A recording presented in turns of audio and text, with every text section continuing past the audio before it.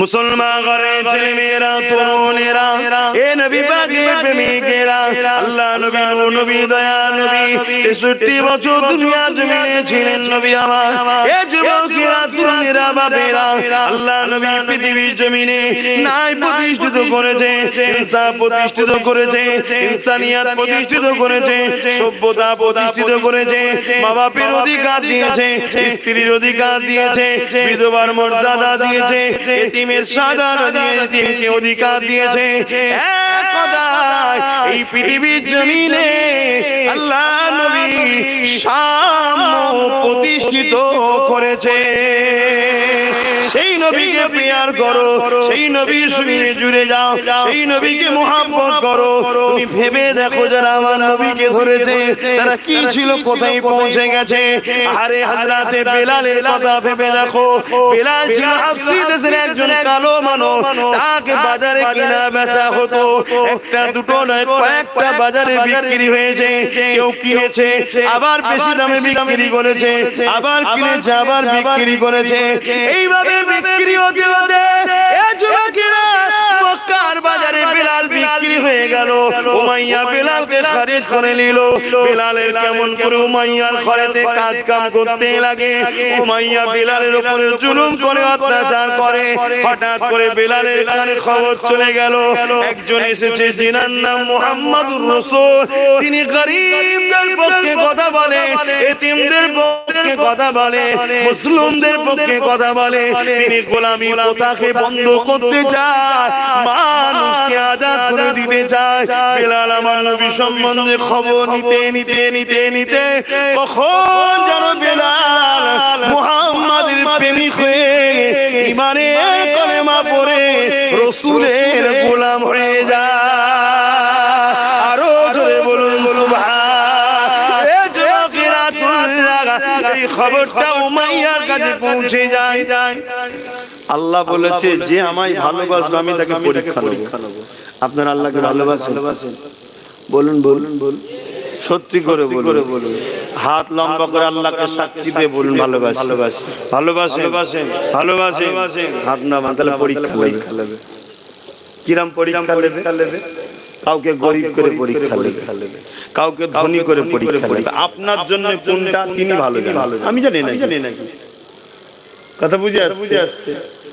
বিভিন্ন দিক দিয়ে কারো কাজ কাম, ব্যবসা, চাষবাস, ইনকামের জায়গা ক্ষতি করেও পরীক্ষা নেবে। কে পরীক্ষা নেবে? আল্লাহ পরীক্ষা নেবে। কেন? তুমি যে বললে আল্লাহকে ভালোবাসি, এই ভালোবাসাটা কতটা সত্য আল্লাহ পরীক্ষা নেবে। শুনছেন না? আপনি বলেন ভালোবাসি, কালকে দেখা যাচ্ছে আপনার উপর একটা পরীক্ষা এসে গেল। কি পরীক্ষা? বোঝাবার জন্য বলছি। দেখা যাচ্ছে আপনার ব্যবসাটা বন্ধ হয়ে গেল, বা কোন জালিম আপনার ব্যবসাকে দখল করে নিল। কথা শুনছেন? আপনাকে আল্লাহ পরীক্ষা দিচ্ছে যে বান্দা তুই আমার ভালোবাসায় সবর করিস কি দেখবো, না জালিমের কাছে গিয়ে পায়ে ধরিস দেখবো। শুনছেন না? সুস্থ আছেন, আল্লাহ হঠাৎ করে কালকে বিমাতে দিল। দেখবে বিমার এই বান্দা আমার উপরে সেই ভক্তি ভালোবাসা বাড়ায় না ধৈর্য হারা হয়ে বলে আল্লাহ এত লোক থাকতে তুমি আমায় বিমার দিলে কেন, এটা বলে নাকি দেখবে। শুনছেন তো না? যারাই আল্লাহকে ভালোবাসো মনে রেখে দিও তোমাদেরকে আল্লাহ পরীক্ষা নেবে। আহা, নবীদেরকে তো আল্লাহ যে পরীক্ষা নেবে বলার কথা নয়। কখনো জালিম শাসককে আল্লাহ পরীক্ষা নেবে, জুলুম করে হঠাৎ করে আইন করে দিল নামাজ মসজিদে পড়তে পারবে না। শুনছেন? আল্লাহ দেখবে এরা কি করে। হঠাৎ করে আইন করে দিল স্কুলে কেউ বোরকা পরে যেতে পারবে না। শুনছেন? আল্লাহ কি করে, কথা মাথায় ঢুকছে? যদি আল্লাহকে ভালোবাসো তোমাকে একটা কথা মনে রাখতে হবে, জীবনটা দিয়ে হলো আল্লাহর বিধানকে চেঞ্জ করব না। জোরে বলুন সুবহানাল্লাহ। এটা হলো প্রেমের তো স্টপ। সেই জায়গায় যদি তুমি পৌঁছাতে পারো তাহলে তুমি তো বিরাট উঁচু মাকাম পাবে। হযরতে বেলাল বলেছিল আল্লাহকে ভালোবাসি, পরীক্ষা শুরু হয়ে গেল। উমাইয়া বেলালকে খরিদ করেছিল, তার কাছে খবর চলে গেল যে বেলাল তোমার কিনা গোলাম। আর তখন গোলামকে মেরে ফেললে কোনো বিচারও হতো না। এখন যেমন আমাদেরকেও মেরে ফেললে বিচার হয় না, কেন তারা মনে করে আমরা তাদের গোলাম।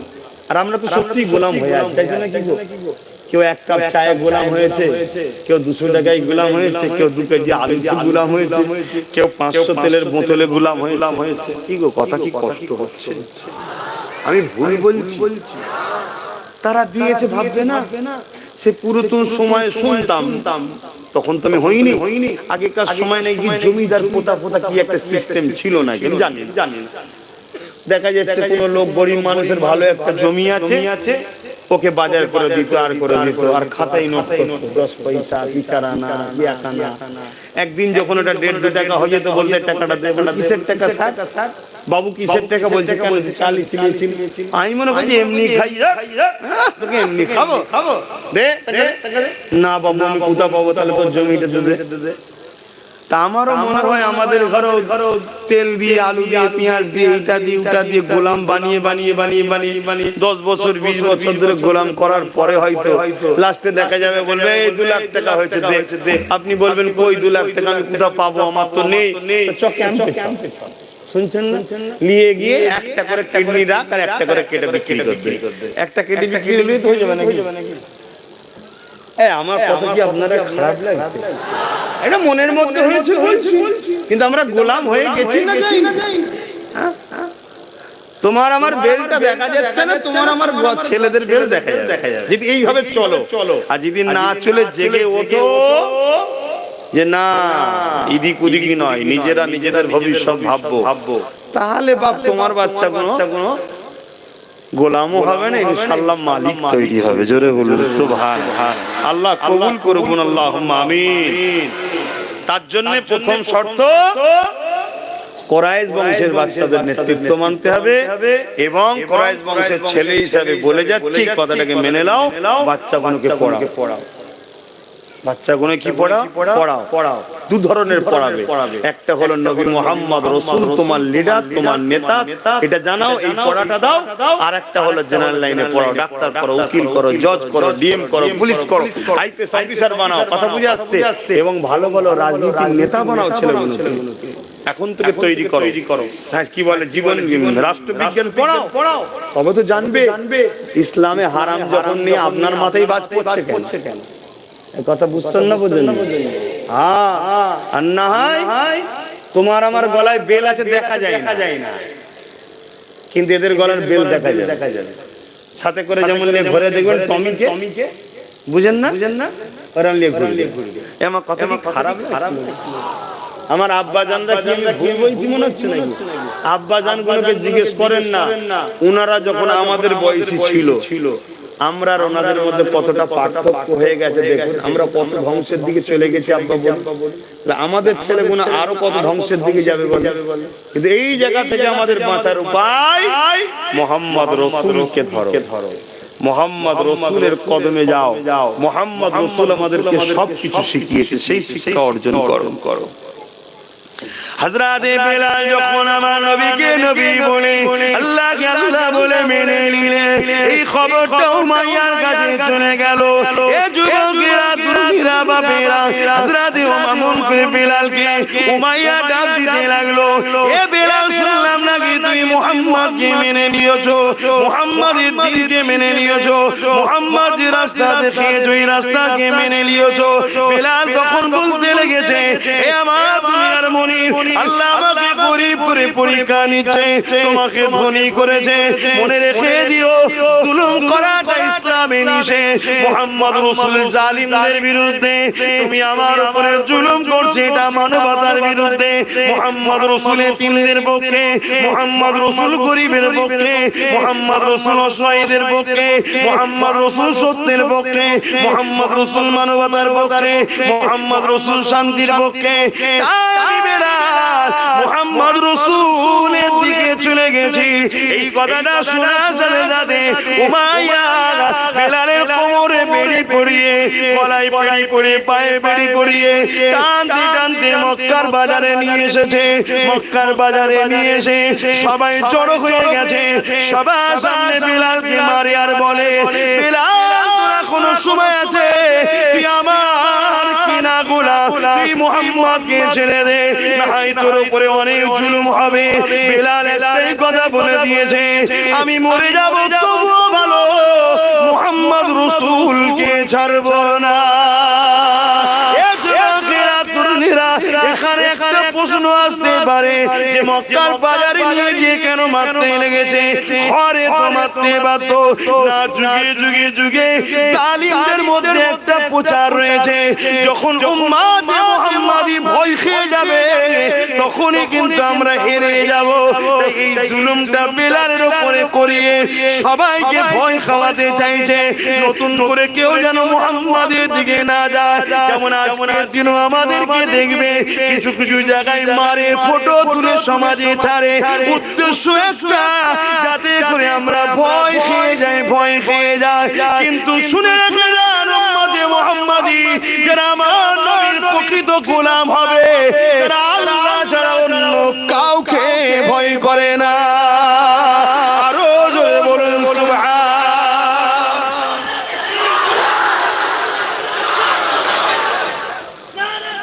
আল্লাহু আকবার। কি গো, অন্য কাউকে ভয় করে নাকি? জোরে বলুন, করে নাকি? আপনারা করেন নাকি? একটু একটু করেন নাকি? যদি আল্লাহর নবীর প্রকৃত গোলাম তাহলে এই হৃদয়ে আল্লাহ ছাড়া অন্য কারো ভয় ঢুকতে পারে না। কেন দুনিয়া শত বেশি বেশি বেশি বেশি কি করতে পারবে? কিন্তু মনে রেখে দিও, মরণ বললে মরণ নয়। অনেকে 10 টাকা থেকে লাভ মেরে আত্মহত্যা করতে যায়, তাও মরণ বেটা বেঁচে গেছে। অনেকে একবার না দুবার না 3-4 বার বিষ খেয়েছে, তাও মরণে বেঁচে গেছে। অনেকে ট্রেন লাইনের তলায় শুয়েছে, ট্রেন আগে যে দাঁড়িয়ে গেছে। কথা বুঝছেন না? বোঝেন না? মরণ অত সহজ নয়। কেন সহজ নয়? জানটা তো তোমার আমার কথা শোনে না। জান কার কথা শোনে? বলবেন না, বলবেন না। যিনি সৃষ্টি করেছে তিনার কথা শোনে। জোরে বলুন সুবহানাল্লাহ।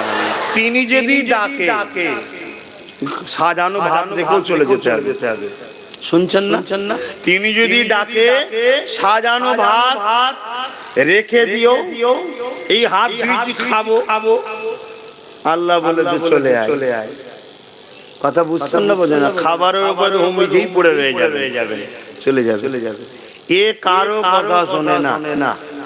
আর শরীরের সঙ্গে এর সম্পর্ক এত দুর্বল, পৃথিবীতে অন্য কোনো দুর্বল নেই। কখন যে পালিয়ে যাবে কোনো ঠিক নাই। শুনছেন তো নাকি? আর এ কার কথা শোনে? যিনি সৃষ্টি করেছে, যিনি দিয়েছে। মায়ের পেটে 120 দিন যখন ছিলাম তিনি ফুঁকে দিয়েছে, অমনি আমরা লড়ে উঠেছি। এটা চাঁদ দেওয়া। জোরে বলুন সুবহানাল্লাহ। কারো কথা শোনেন? পৃথিবীর সব রাজারা যদি এক জায়গায় হয়েও একটা জানকে বলে তুই 1 সেকেন্ডের জন্য আমার কথা শোন না ভাই, কারো কথা শুনবে? শুনছেন না? শোনেন? কারো কথা?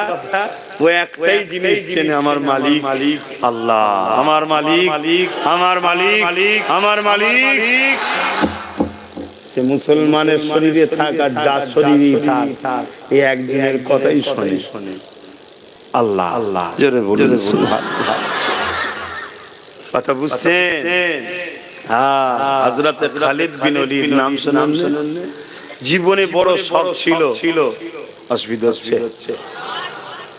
জীবনে বড় শখ ছিল আমি যেন শহীদ হই, আল্লাহর রাহে, আল্লাহর হয়ে, দিনের হয়ে লড়াই করব। এই অবস্থায় কাফেরদের আঘাতে আমি যেন ইন্তেকাল করি, অর্থাৎ শহীদে মরণ হবে। এটা জীবনে বড় শখ ছিল। কার? আল্লাহর নবীর সাহাবী হযরত খালিদ বিন ওলীদ। জানো? চেনো? নাম শুনেছো? কথা বলছো না তো? বাচ্চাগুলোকে শোনাও।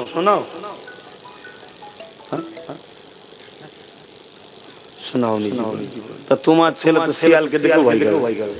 মুরগি দেখলেও ভয় করে।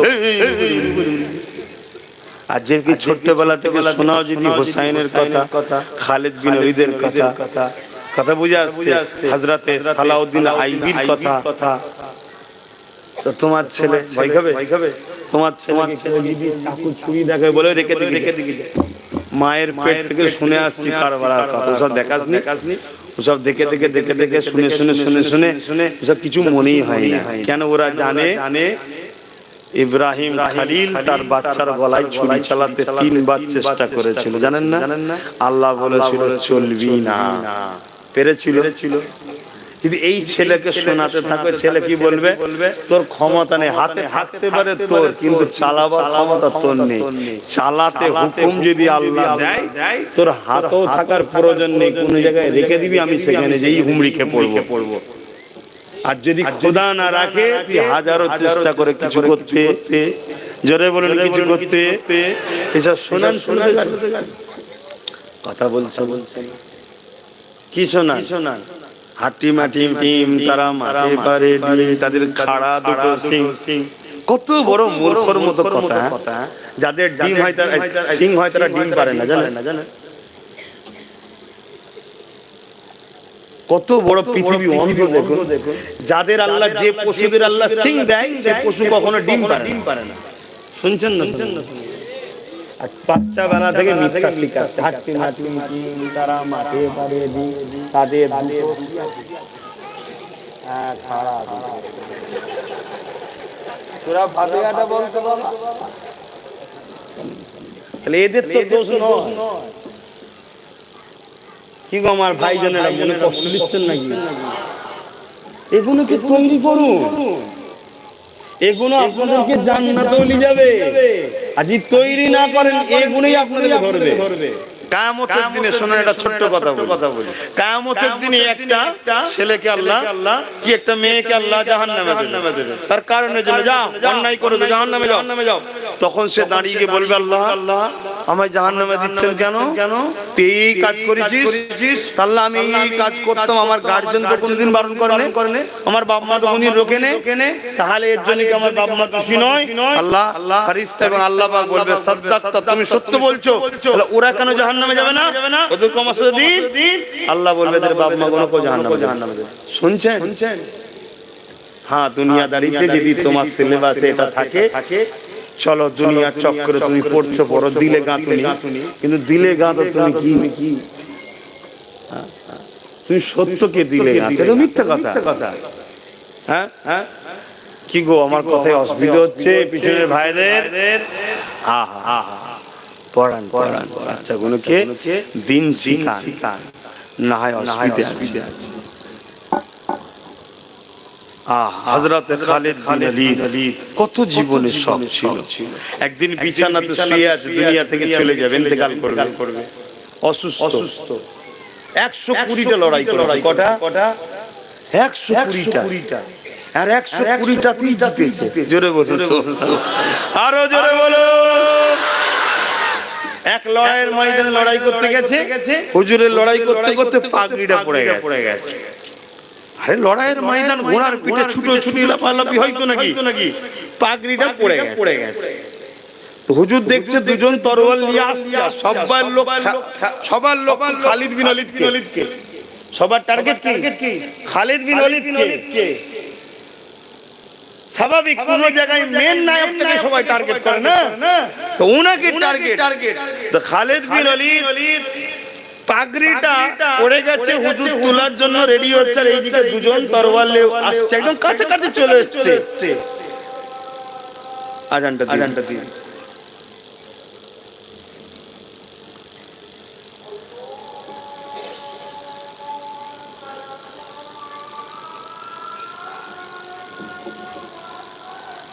আল্লাহ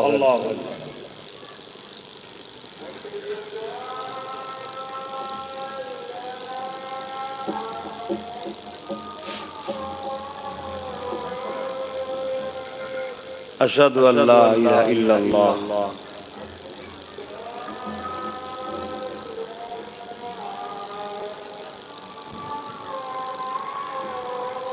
আশহাদু আল্লা ইলাহা ইল্লাল্লাহ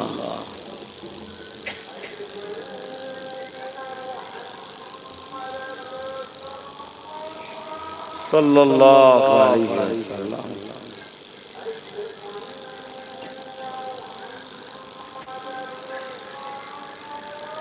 सल्लल्लाहु अलैहि वसल्लम।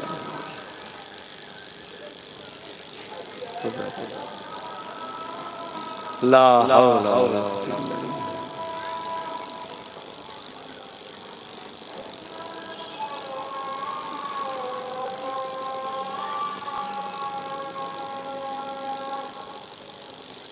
ला ला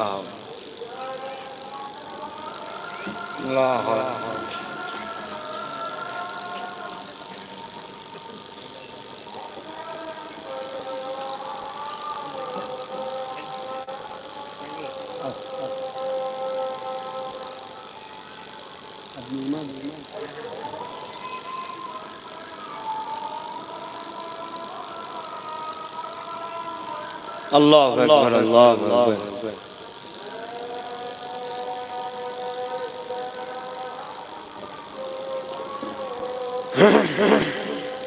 اللهم رب هذه الدعوة التامة الصلاة والصلاة محمد الوسيلة الفضيلة الدرجة الرفيعة بصره مقام محمود لله وعد ترزقنا الشفاعة يوم إنك لا تخلف الميعاد لا إله إلا الله।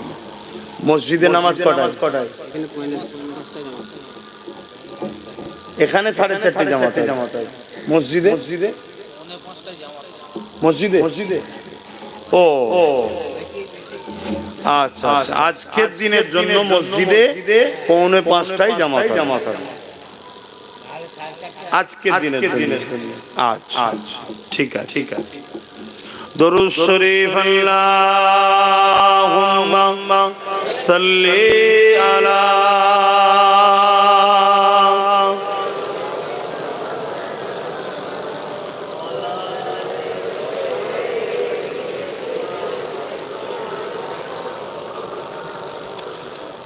जो कोई गम सताए तो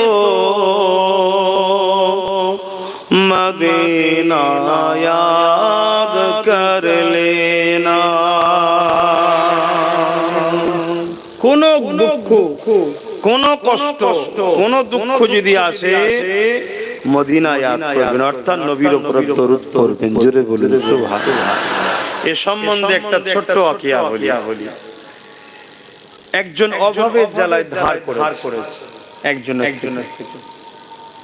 তাকে শুধতে পারে না অভাবের জ্বালায় আরেকজনের থেকে ধার করেছে তাকেও শুধতে পারে না অভাবে আরেক জায়গা থেকে ধার করেছে।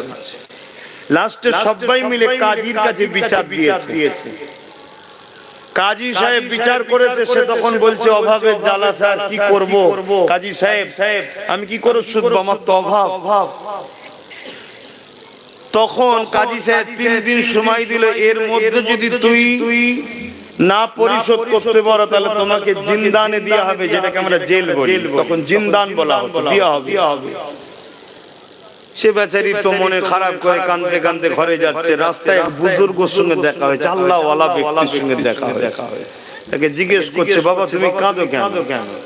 আল্লাহ ওয়ালাদের একটা নমুনা বলে যাচ্ছে আত্মীয় হোক চাই না হোক পরে কষ্ট দেখলে দুঃখ পাবে এটা হলো ওলিদের একটা নমুনা। জোরে বলুন সুবহানাল্লাহ।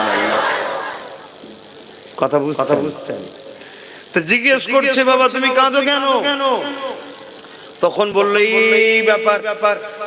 তখন সে আল্লাহর ওলি বলছে শোনো ঘরে যাও উযু করো খুব প্রাণ ভরা ভালোবাসা নবীর উপরে দরুদ পড়তে থাকো। জোরে বলুন সুবহানাল্লাহ।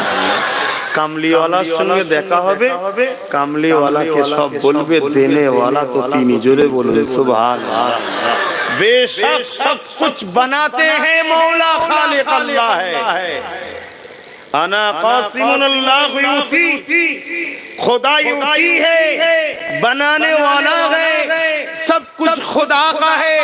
खुदा का जो खजाना है उस खजाने का कुंजी खुदा ने मोहम्मद अरबी को गिफ्ट में दे दिया। जरे बोली सुभान अल्लाह। हबीब अब जिसको चाहिए जितना चाहिए आप दे दीजिए। आपका देना हमारा ही देना होगा। जोरे बोलूं सुभान अल्लाह। সবকিছু মদিনাতে আসে, মদিনা থেকে কুল কায়নাতে বন্টন হয়। জোরে বলুন সুবহানাল্লাহ। ভুল বুঝবেন না, ভুল বুঝবেন না, ভুল বুঝবেন না। আহা, আমার নবী পাক সাল্লাল্লাহু আলাইহি সাল্লামের কাছে একজন গেছে, রওজা মুবারকে গিয়ে বলছে, হুজুর আমি তো হজ করতে আসছিলাম, রাস্তায় চুরি হয়ে গেছে, এগুলো যদি না ঘটতো তাহলে আমরা শিখতাম কি করে, এজন্য চুরিটা হয়েছে। হুজুর এখন আমায় খিদে পেয়েছে, আপনি কিছু খেতে দেন। মাজারের কাছে যে বলছে, আজকালকার কিছু মৌলভী সাহেব আছে, ফতোয়া দেবে না, দেবে না, এই গুনাহ হলো গুস্তাখে রাসূল। এগুলো কি গুস্তাখে রাসূল। সে যে নবীকে বলেছে খেতে দেন, নবীকে কি আল্লাহ বলে বলেছে? রাসূল বলেই তো বলেছে, ঠিক না বেটি? আপনি বলবেন খাবার মালিক তো আল্লাহ, কে জানে রে খাবার মালিক আল্লাহ। ইয়া রাজ্জাক, রিজিক দেনে ওয়ালা মাওলা बेशक अल्लाह है। जोरे बोलो सुभान अल्लाह। मगर उस रिज़्क़ बढ़ते हैं मदीना वालों के हाथों के बरकत से। जोरे बोलो सुभान अल्लाह। अरे कुरान उठा के देखो, सूरह इखलास पढ़ के देखो, कुल हु अल्लाहु अहद। जब मुशरिकों ने पूछा ए मोहम्मद अल्लाह कौन है, नबी ने जब फरमाया ला इलाहा इल्लल्लाह, अल्लाह के सिवा कोई इलाहा नहीं, तब उन लोगों ने पूछा अरे मोहम्मद अल्लाह कौन है? तो अल्लाह तो तब आयात नाजिल कर सकते हैं, हु अल्लाहु अहद, हु अल्लाहु अहद, हु से शुरू कर सकते हैं। मगर खुदा ने ऐसा आयात नहीं नाजिल किया, खुदा ने आयात नाजिल किया कुल हु अल्लाहु अहद। हबीब आप फरमाइए खुदा एक है, खुदा एक है, आप फरमाइए। जोरे बोलो सुभान अल्लाह। खुदा भी चाहते हैं तुम लोग, मैं खुदा को जो लोग मानते हैं मेरे हबीब के अल्फाज के ऊपर ईमान ला के मानो, मेरे हबीब की लफ्ज की बात सुन के मानो। इसीलिए खुदा ने फरमाया हबीब आप फरमाइए, आप फरमाइए अल्लाह वो है जो एक है। जोरे बोलो सुभान अल्लाह। अल्लाह इन्हीं जिन्हीं, अल्लाह तो बोलते पारते मुशरिकরা, শোন আল্লাহ আমি যিনি বলতে পারতেন না? আল্লাহ তা বলেন কুল, আপনি বলুন। আল্লাহ চায় যে বান্দা আমার ক্ষমতা আছে নবী ছাড়া তোদের সঙ্গে প্রেম ভালোবাসা করা, তোদের দিলে আমার জায়গা করে নেবার ক্ষমতা আল্লাহর আছে না নাই? কিন্তু আমি আল্লাহ পছন্দ করি না, আমি আল্লাহ হয়ে নবী ছাড়া তোদের সঙ্গে কথা বলি না। তোরা নবী ছাড়া আমার সঙ্গে কথা বলার সাহস কে দিল তোদের? ভাবছেন আল্লাহ ডাইরেক্ট নবী ছাড়া আমাদের সঙ্গে কথা বলে না, আর আমরা নবী ছাড়া ডাইরেক্ট আল্লাহর সঙ্গে কথা বলা শখ করছি। হয় কখন?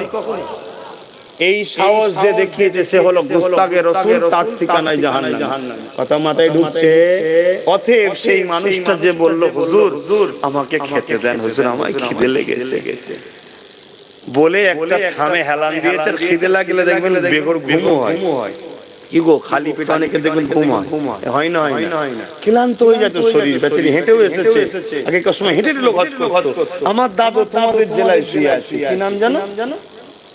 আরে বলবে উলুবেড়িয়ায় রয়েছে, হাজী ইসহাক রহমাতুল্লাহ আলাইহি। আমার দাদু হয়, তোমাদের কি হয় আমি জানি না। তোমাদের কি হয়? তোমাদেরও দাদু হয় বা দাদা পীর হয়। তিনি শুয়ে আছে একবার দুবার নয়, 7 বার। কবার? 7 বার। সেই দাদুর কথা ভুলে গিয়ে কে কোথা কি করছে সেই নিয়ে আমরা হুড়োহুড়ি করি।